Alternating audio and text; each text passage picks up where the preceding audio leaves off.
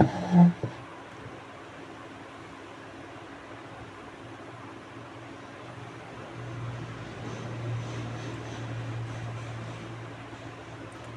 Degradation, haemoglobin present होता है bone marrow में। बोन मैरो में 120 दिन के बाद स्प्लीन में जाता है। जब ये स्प्लीन में गया तो इसका ब्रेकडाउन होता है ग्लोबिन और हीम में। तो जो ग्लोबिन होता है वो दोबारा से यूटिलाइज होने के लिए बोन मैरो में चला जाता है। यहाँ बचा हीम का फर्दर डिवाइड हुआ तो वो आयरन और प्रोफायरिन में कन्वर्ट हो गया। तो जो आयरन होता है वो भी रीयूटिलाइज के लिए बोन मैरो में चला जाता है। यहाँ बचता है प्रोफायरिन। तो जो प्रोफायरिन होता है वो चेंज होता है बिलीवर्डिन में।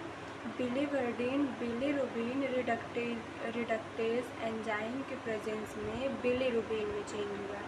जब ये बिलीरुबिन में चेंज हुआ तो ये ब्लड में जाकर बिलीरुबिन एल्बुमिन कॉम्प्लेक्स बनाता है और उसके बाद ये ग्लूकोमिक एसिड से बाइंड होता है और लीवर में पहुंच जाता है। जब ये लीवर में पहुंचता है तो वहाँ पर UGT एंजाइम होता है, उसकी प्रेजेंस में ये बिलीरुबिन में चेंज हो जाता है। यहाँ पर जो बिलीरुबिन होता है ये अनकॉन्जुगेटेड होता है, मतलब कि ये नॉट वाटर सॉल्यूबल, ये वाटर सॉल्यूबल नहीं होता।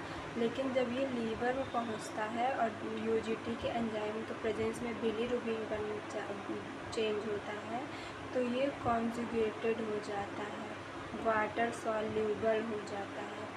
इसके बाद जब ये वाटर सॉल्यूबल हो गया तो ये गॉल ब्लैडर में गया। गॉल ब्लैडर से ये स्मॉल इंटेस्टाइन में जाएगा। स्मॉल इंटेस्टाइन से ये कन्वर्ट हो जाता है यूरोबिलिनोजन में। जब ये यूरोबिलिनोजन में चेंज हुआ तो लार्ज इंटेस्टाइन में गया। लार्ज इंटेस्टाइन में 90% केवल जो बिलीरुबिन होता है केवल 90% होता है।